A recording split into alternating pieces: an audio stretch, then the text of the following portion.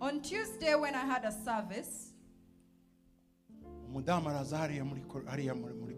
a woman came to my office and said, I want to talk to you. She insisted on seeing me. I said, come.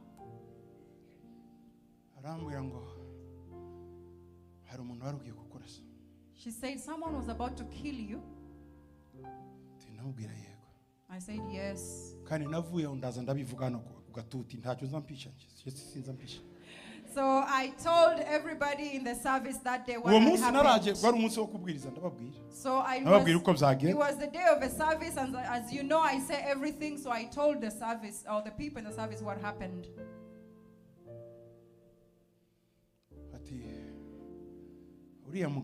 Say, that man, I know him.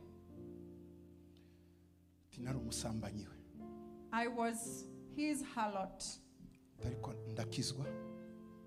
I was his mistress, and I'm now saved. And he said he would kill me. I said, okay.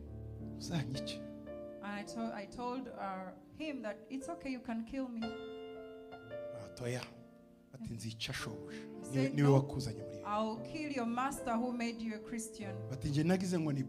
I thought he was joking, but he was hunting you down the entire day.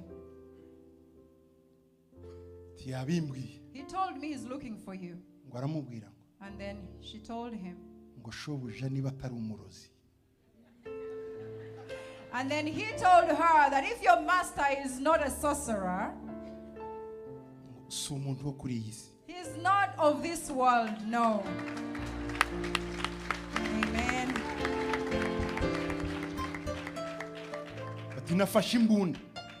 He said, I took my pistol, purposing to kill him, and I had no power to do it. I found him holding my neck. All I said, I said, God, if this man releases me,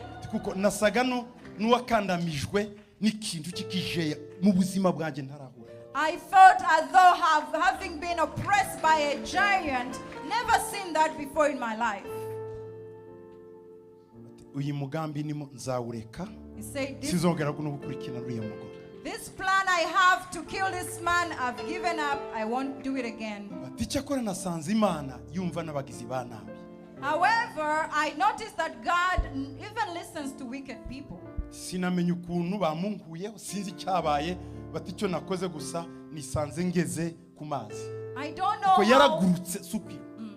I don't know how he released me. All I saw is somebody made him let go of me, and I flew all the way and left him. Why was he doing this? Why was he wanting to do that to the woman? Because she purposed to be insulted with Christ. kandamiza babima uburenganzira bwinshi utuzi ibiki byose ariko niby'agaciro gutukanwa na Kristo aho kuba muri ubwo buzima.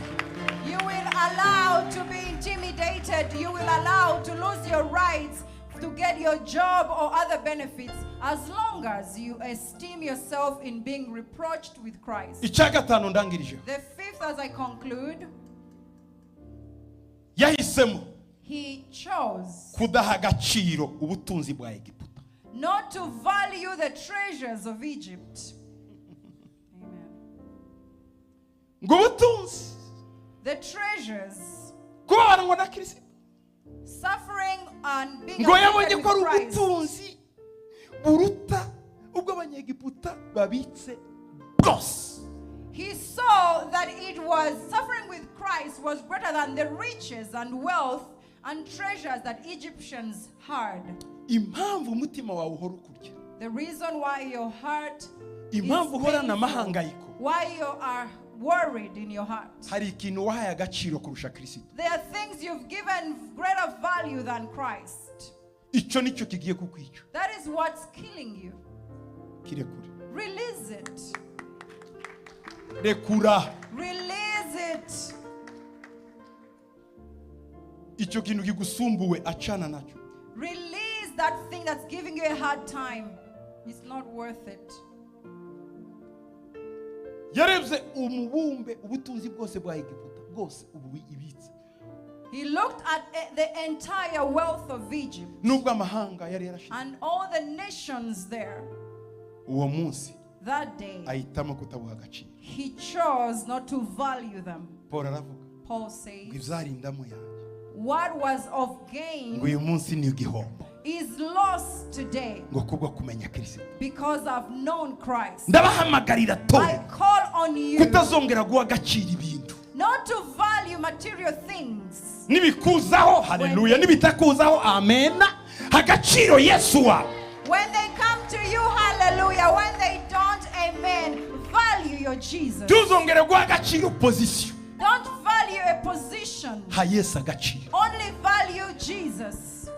Tuzongere guha agaciro ubwiza. Don't give honor, don't value beauty. Ha Yesu agaciro. But honor Jesus. Tuzongere guha agaciro ubwenge. Do not give value to your knowledge and wisdom. Ha Yesu agaciro. Only Jesus deserves ibyo honor. wabigira. Only that ibyo ushobora kubigira. You may have them. Kuko utanabigira. Just like you may not. Ntibizakubuza amahoro. Don't lose your peace over them. Ha Yesu agaciro. Value your Lord. Nguyu Mose. This is Moses. Umwanditsi wa Heburayo agiye kwandika. When the writer of the Hebrew aravuga ngo kwizera niko kwatu. He said faith made. Ngo kuko yarebaga ingororano. Because he saw the reward. Nureba iriya ngororano. When you look at your reward, nawe wirengagiza ibindi byose. You ignore everything else. Kugeza umunsi uzayigera. Until the day you attain it. Uyu munsi mbabwiye. Today as I tell you. Moses. Iyaguma kwa Pharaoh. When he had stayed, if he had stayed with Pharaoh, aba yanditswe muri Bibiliya. Would he be in the Bible?